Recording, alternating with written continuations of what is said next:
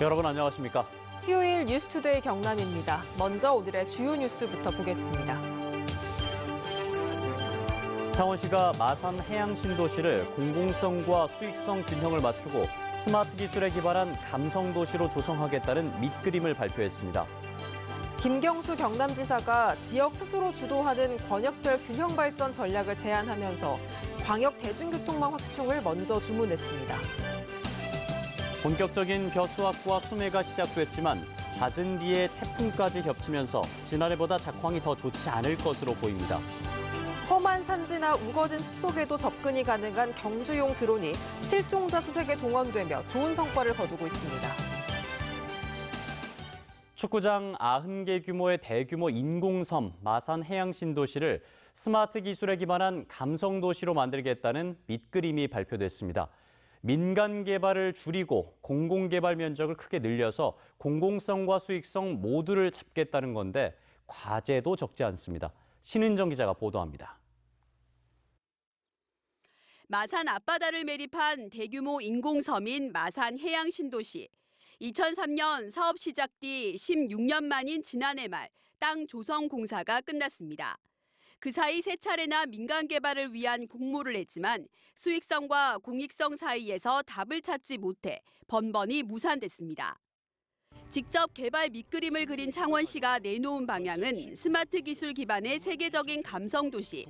전체 64만 제곱미터 면적 중 32%의 민간 자본을 유치해 국제회의장과 호텔 등을 조성하고 나머지 68%엔 공원과 녹지시설, 국립현대미술관 창원관 등 국책 사업 유치를 계획하고 있습니다. 섬 둘레를 따라 3km의 산책로와 과거 해수욕장의 향수를 되살릴 모래사장, 도섬과 연결되는 다리도 건설합니다. 문화, 예술, 관광의 시대가 도래하고 있지 않습니까? 민간에서 개발하는 상업적 시설들도 그런 것들이 어우러질 수 있는 그런 쪽으로 개발되어 있으면 좋겠다.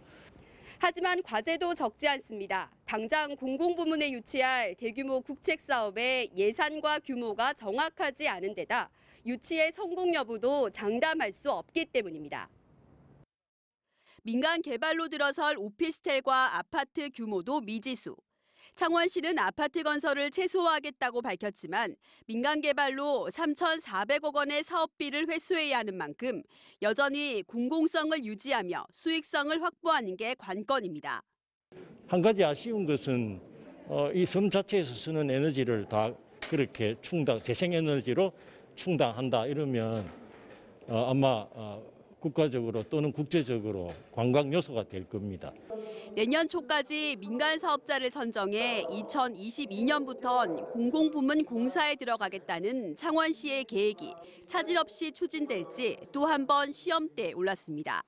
MBC 뉴스 신은정입니다. 정부가 추진하는 한국판 뉴딜을 위한 전략회의가 17개 시도지사가 참석한 가운데 청와대에서 열렸습니다. 김경수 지사는 이 자리에서 광역 교통망 확충을 먼저 주문했습니다. 이상훈 기자입니다. 서울에서 직선거리로 76km 떨어진 강원도 춘천. 서울에선 전철 한 번만 타면 춘천역까지 갈 수 있습니다. 반면에 같은 거리인 창원에서 울산은 대중교통을 두세 번 타거나 승용차로 직접 운전해서 가야 합니다. 거미줄처럼 촘촘하게 교통망이 구축된 수도권에는 지난 6년 동안 3조 3천억 원의 국비가 투입됐지만 같은 기간 비수도권 전체에는 단 2천억 원만 투입됐습니다. 권역별 발전의 핵심인 광역 대중교통망에서 수도권과 비수도권은 편차가 극심한 겁니다. 정부가 국가 발전 전략으로 추진하는 한국판 뉴딜 전략회의에서 문재인 대통령은 지역 균형 뉴딜을 추가하겠다고 밝힌 가운데 김경수 지사는 인프라 구축을 강조했습니다. 지역 균형 뉴딜이 성공하기 위해서는 최소한 권역별로 이런 정도의 광역 대중교통망을 비수도권 지역에도 만들어야만 지역 균형 뉴딜이 성공할 수 있습니다. 이에 대해서 문 대통령은 지역 균형 뉴딜 사업에 재정 지원을 아끼지 않고 적극적으로 제도 개선에 나서겠다고 답했습니다. 정부는 담대한 지역 균형 발전 구상을 갖고 대한민국 미래를 위한 국가 발전 전략으로 한국판 뉴딜을 강력히 추진하고자 합니다. 관건은 일회성 회의에 그치지 않고 지역 균형 발전이 실현되느냐 여부. 내년 국비 예산에 경상남도가 255억 원을 건의한 부전 마산 간 복선 전철 사업비가 한 푼도 반영되지 않는 등 광역 교통망 구축도 쉽지 않은 가운데 지역 균형 뉴딜이 핵심 정책으로 반영될지는 지켜볼 일입니다. MBC 뉴스 이상훈입니다. 이달 들어 벼 수확과 수매가 한창 진행되고 있습니다. 경남은 올해 잦은 비에다가 태풍까지 겹쳐 지난해보다 작황이 더 좋지 않을 것으로 보입니다. 이종승 기자가 보도합니다. 건조하지 않은 산물벼 수매가 한창입니다. 1년 농사의 성적표를 받아든 농민들의 표정이 어둡습니다. 지난해에도 태풍 피해가 있었는데 올해도 잦은 비에다 태풍까지 겹쳐 알곡이 튼실하게 들어차지 못했기 때문입니다. 비도 많이 오고 하니까 태풍도 많이 오고 이러니까 아무래도 나라도 좀 쓰러지고 그런 게 좀 작년보다 무난해요. 지금은 벼 수매 초기여서 정확한 수확량을 예측하긴 쉽지 않습니다. 통계청은 올해 쌀 예상 생산량이 363만 1,000톤으로 지난해 374만 4천 톤보다 3% 감소할 것으로 예상했습니다. 신주시 농협 미곡종합처리장은 올해 산물벼 선거금을 40kg 특등급 기준 6만 원으로 잡아 지난해보다 만 원 더 올렸습니다. 수확기 가격이 나와봐야 확정 가격이 결정되지만 수매 가격이 지난해 수준이거나 소폭 오를 것으로 내다봤기 때문입니다. 올해 저희들 예측하기로는 작년보다는 조금 인상률이 있지 않느냐. 그래서 일단 작년 수매가로 선거금을 결정을 했습니다. 정부가 태풍 피해를 감안해 공공비축미 35만 톤 매입 등 쌀 수급 대책을 내놓은 가운데 농민들이 얼마나 정부 의지를 믿고 수매 가격을 수용할지 본격적인 쌀 가격 줄다리기가 시작됐습니다. MBC 뉴스 이종성입니다.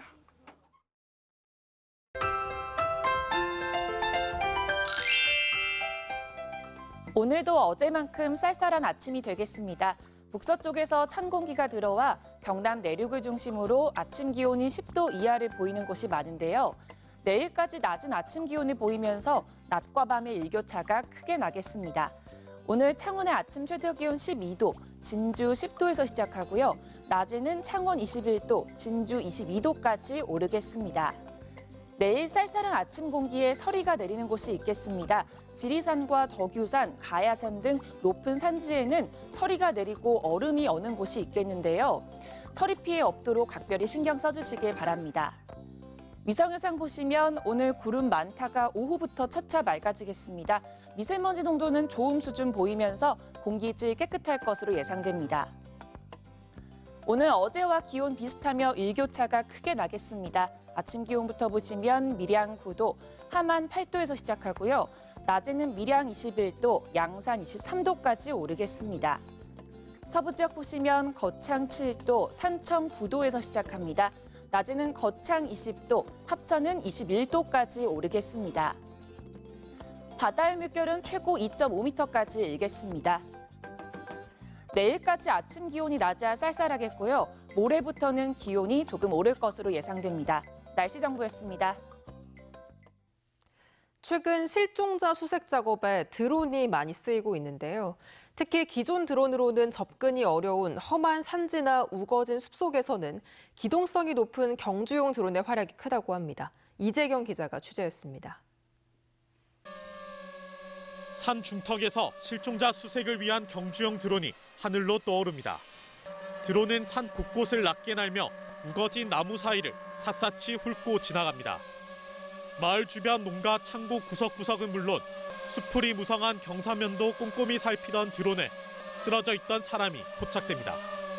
가파른 지형과 우거진 숲을 탓에 60여 명의 인력이 투입되고도 수색에 난항을 겪고 있었는데 드론이 실종자를 찾아낸 겁니다. 인력도 그만히 투입해도 못 찾는데 드론 그 한 대 가지고 찾으니까 과연 그거는 상당하다고 보지는 않아요. 드론 가지고 우리가 그분을 찾으니까 그분도 생명 구행기지. 지난 8월 경남 김해에서 집중호우로 불어난 강물에 휩쓸렸던 70대 남성을 찾은 것도 바로 이 경주용 드론입니다. 기존의 드론은 높은 고도에서 촬영해 좁은 지역에 대한 정밀 수색이 어려웠지만 경주용 드론은 이 같은 한계점을 보완하고 화질도 크게 개선됐습니다. 또 배터리 용량을 높이고 방전율을 낮춰 실종자 수색에 더 적합하도록 개조됐습니다. 고도가 높이 비행하는 드론으로는 숲속에 계시는 실종자를 발견하기는 엄청 어렵습니다. 숲속으로 직접 들어가서 실종자를 수색할 수 있는 드론을 직접 개발하기로 마음먹고 레이싱 드론을 개조를 해서 지난해 전국적으로 접수된 실종 신고가 4만 2천여 건에 달하는 상황에서 경찰은 수색의 정확도를 높이기 위해 경주용 드론의 현장 투입을 점차 늘려나갈 계획입니다. MBC 뉴스 이재경입니다. 가짜 러시아 소고기 통조림과 음료를 만들어 판매한 일당이 경찰에 붙잡혔습니다. 이들은 최근 코로나19와 아프리카 돼지열병 사태로 보건당국의 검역이 강화되면서 가공식품의 국내 반입이 어려워지자 이런 제품들을 허가 없이 가짜로 만들어 판매한 겁니다. 서창우 기자의 보도입니다. 지난 3월 경남 김해의 한 공장. 외국인 여성이 마스크와 장갑을 끼지 않은 채 빈 페트병에 빨간색 액체를 담고 있습니다. 러시아에서 가져온 향신료를 이용해 탄산음료를 만들고 있는 장면입니다. 모두 국내에서 허가 없이 만든 가짜 제품입니다. 멸균 시설 등 위생 시설을 전혀 갖추지 않은 이 공장에서 생산된 소고기 통조림도 마찬가지. 러시아에서 실제로 판매되고 있는 정품과 비교해봤더니 상표의 그림이 확연히 다릅니다.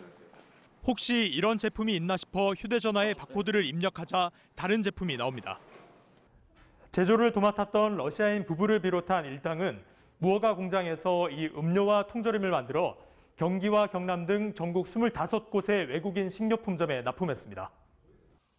코로나19와 아프리카 돼지열병 여파에 검역이 강화되면서 가공식품의 반입이 어렵자 러시아에서 제조기계와 통조림 캔 등을 들여와 직접 제조한 뒤 시중에 유통시킨 겁니다. 국내에 없는 것을 알고 또 국내에 체류하고 있는 외국인들이 이런 제품을 이제 찾는구나 이렇게 생각하고 만들어서 팔면 잘 팔리겠다. 지난해 6월부터 SNS 외국인 커뮤니티를 통해 불법 판매한 통조림 등은 4만 7천여 개, 2억 8천만 원에 이릅니다. 이들은 소비자에게 이 사실을 들키지 않으려고 정품과 비슷한 가격에 판매했습니다.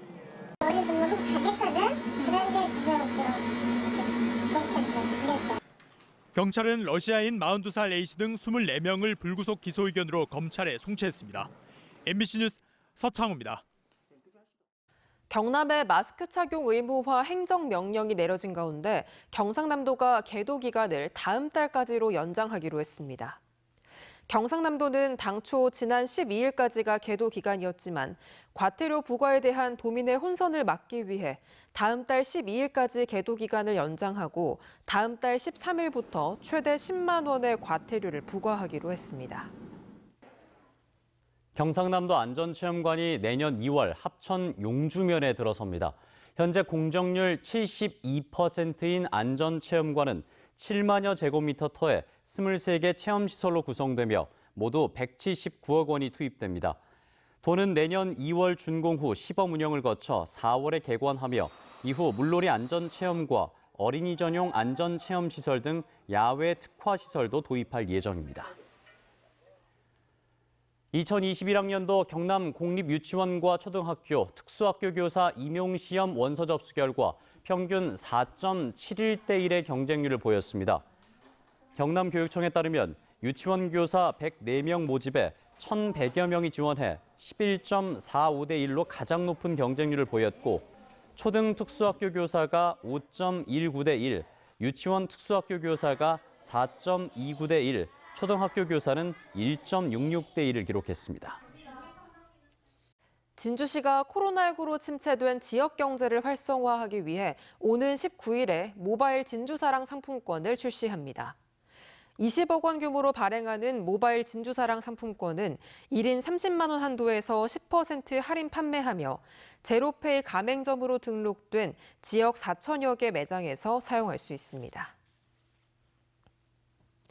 사회적 거리 두기가 1단계로 하향 조정되면서 지리산과 한려해상 등 국립공원 야영장과 생태탐방원, 탐방안내소 등 실내시설 운영이 재개됐습니다. 하지만 수용 가능 인원의 50% 이내에서 출입을 허용하고 밀집도가 높은 대피소는 개방하지 않습니다. 승강기 안전 확보를 위해 강화된 승강기 안전 관리법이 시행됐지만 안전사고는 오히려 증가했습니다. 국민의힘 박완수 의원실의 국감 자료에 따르면 2018년 21건이었던 승강기 안전사고가 법 개정 이후인 지난해에는 오히려 72건으로 3.5배 가까이 늘었고 올 8월 기준 56건에 달해 법 개정이 사고 예방에 별다른 효과가 없는 것으로 나타났습니다. 한국토지주택공사 LH가 기술 심사 과정의 공정성을 높이기 위해 모든 공사와 용역업체 기술 심사 과정을 어제부터 유튜브로 생중계합니다. 시청을 원하는 사람은 휴대폰이나 PC를 통해 유튜브 채널 LH 심사 라이브에 접속하면 실시간으로 심사 실황을 볼 수 있습니다. 창원지법 밀양지원 제2형사부는 제21대 총선과 관련해 여론조사를 결과를 왜곡하고 공표한 혐의를 받는 국민의힘 조혜진 의원에 대한 1심 선고가 오는 28일에 열린다고 밝혔습니다.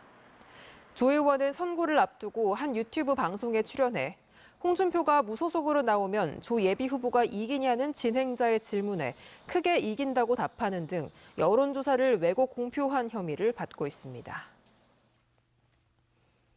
의장 불신임안을 처리하는 과정에서 장규석 부의장이 송순호 도의원과 부딪혀 넘어진 가운데 송 의원이 어제 개회한 제380회 임시회 1차 본회의에서 윤리특별위원회에 회부됐습니다. 이에 송 의원은 신상 발언을 통해 정당하지 못한 의사결정 과정을 보면서 분노했을 뿐인데 어찌 징계 요구 사안이 되고 윤리특위에 회부될 사안인지 이해되지 않는다며 부당한 의사진행 책임은 의장과 부의장에게 있다고 주장했습니다. 한편 도의회는 오는 20일까지 모두 45건의 안건을 처리할 예정입니다. 수요일 뉴스투데이 경남 여기서 마치겠습니다. 함께 해주신 여러분 고맙습니다.